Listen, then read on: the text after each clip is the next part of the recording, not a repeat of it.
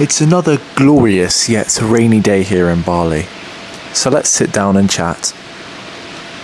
So ironically enough, I'm going to reflect on a negative experience amidst this rainfall. This is what we call pathetic fallacy. This is a story where I feel like I was unknowingly exploited for my autism.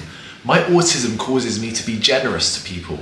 This may be quite deep stemmed from childhood when I was rejected from the friendship groups around me. When I wanted to play football with the others, I was always the last pick in everyone's team. So this caused me to react in a way where I would be ultra generous towards people in an attempt to make them like me more. Of course, it doesn't really work out like this in the real world, because people judge you off your first impressions and how you come off generally. Small things like that generally don't change their opinions of you very easily. And so when I arrived here in Bali just over a week ago, I had one of these experiences where I felt like I was unknowingly exploited for my autism, in which I took a taxi ride to my villa. I took one of those taxi drivers who you pay yourself and you agree on a price. We arrived at the villa after I agreed to pay him a certain amount after the ride, which he said earlier and I agreed with, so deal's done, right? But then of course, and I expected this, he said, no, give me more money, about 20% more than the original price that I agreed to pay him. So he was there asking for more money. I said no. He said again, more money. I said no. Again, he asked again. Then he asked the third time and I said no, I don't want to give you my money. But at this point, I felt inside like my mind was crumbling down. I was feeling really on the spot here, like I wasn't doing my end of the deal. When I was, he was just trying to extort me for more money. And so I ended up caving in. I reluctantly gave him half the amount he demanded afterwards, and I felt really bad about that afterwards. Like, I knew I could have picked someone else, I could have done things better, but at the time it was past midnight. I'd just arrived in a country I'd never been in before and I was tired. So circumstantially, should I blame myself? I've talked about whether I should blame myself for my mistakes before, and I did agree that I never should, because I always did my best. And it's hard to remind myself, but I have to tell myself again, I acted in my best interest at that moment. I probably got myself there half an hour quicker than I could have if I chose another method. See, there are trade-offs for every decision you make in your life, and you just don't realize the benefits of the decisions you made in hindsight because you're too worked up over the mistakes, the downsides of the decision you made beforehand. So why don't we take a step back a bit and think, let's not try to overthink this, all right? Because of my autism, I can feel stressed out after a situation goes wrong, and my anxiety can kick in. I feel really bad. I feel awkward, even though no one's watching me. It's like having an embarrassing moment, but without the audience. So I thought, how on earth do I justify this mistake? And then it struck me, by going into these environments more and exposing myself to these awkward situations to the point where I become numb to the awkwardness and the embarrassment I may feel after something goes wrong.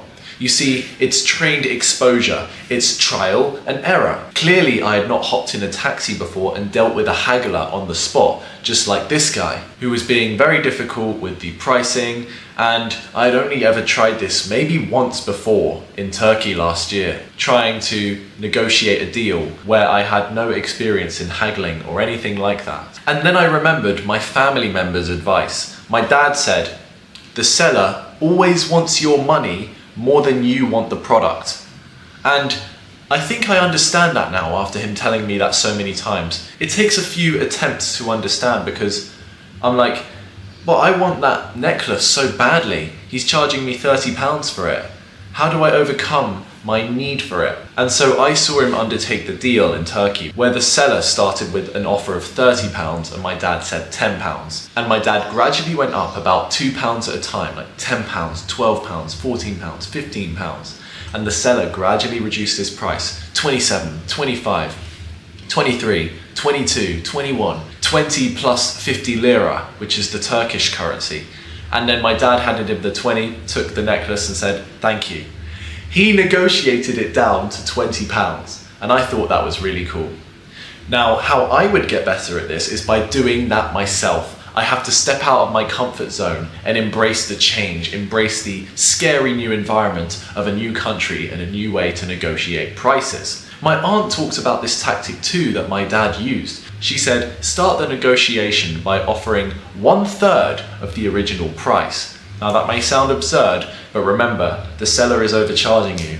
He wants your money more than you want the product. Remember, it all comes full circle. Using these tips can help you overcome the social awkwardness you may feel in these situations, especially as you start off with no experience, which is the same principle as overcoming your social difficulties, where over my 18 years of experience of having Asperger's syndrome, I've just put myself out there into the unknown, into places of discomfort, gradually exposing myself to the social scenes where I used to feel awkward, but now, for the last 5 years, no one has been able to tell that I have Asperger's syndrome or autism from their first impressions of me at all, which is why I am now offering one-to-one coaching, helping people with autism or think they have autism to overcome their social difficulties like I have. If you want my personal intensive help, please click the link in the description and watch the video on that website, and I will tell you all about what I can offer you. So to sum up the video, I will give you an equation.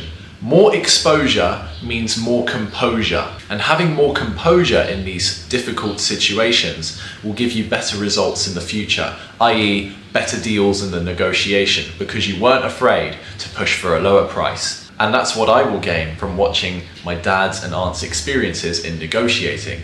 I will make life better for myself and feel less awkward afterwards because of my inexperience. I will learn along the way. And remember this, I'm also a student of life. I don't know all the answers. I'm learning just like you.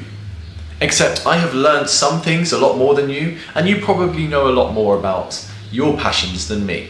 I'm sure of it.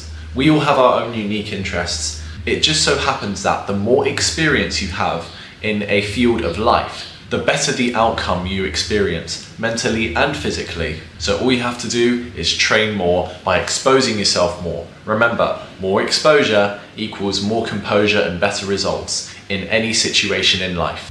So if social situations are what you struggle with, please click the link in the description like I've mentioned. I'll help you out, and I hope this video also helped you out in a similar way. Thank you very much for listening. Take care and see you in the next video.